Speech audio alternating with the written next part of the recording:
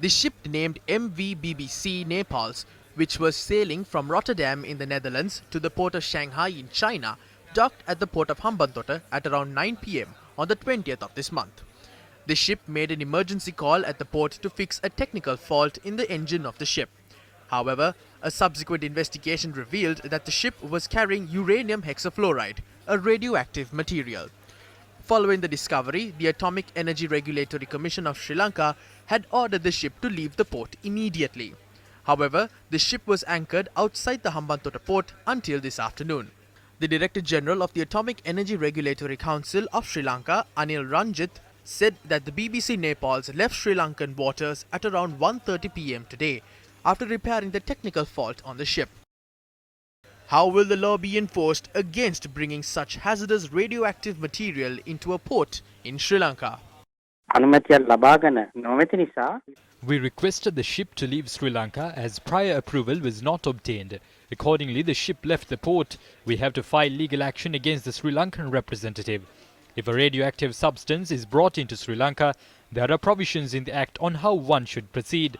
In particular, we need to inquire from the harbour master whether this incident was orchestrated intentionally or not. Based on these findings, we will take the necessary legal action.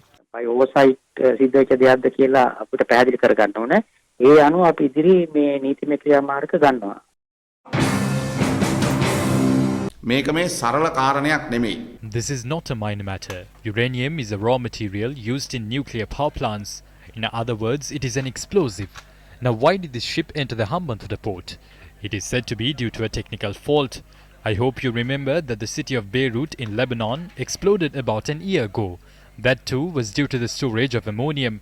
Uranium is a more powerful explosive than ammonium nitrate. The ships that are supposed to be heading towards China are found at the Hambantota port. If this uranium that came to the Hambantota port exploded, Sri Lanka will lose another piece of its land. This ship contains a huge amount of uranium which can cause an explosion of that magnitude.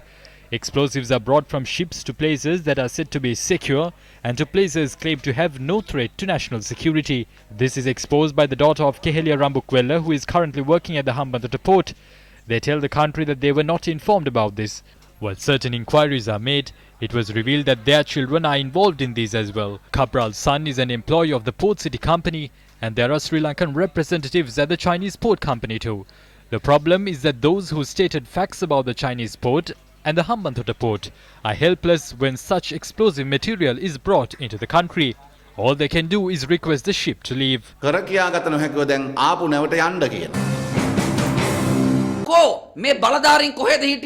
Where were the authorities when the ship carrying nuclear radioactive material entered Sri Lankan waters?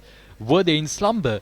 According to this press release, the minister will request the ship to leave only after a discussion takes place. If we are unaware of a ship with radioactive material arriving at the port, we would not even know if foreign troops come and attack us.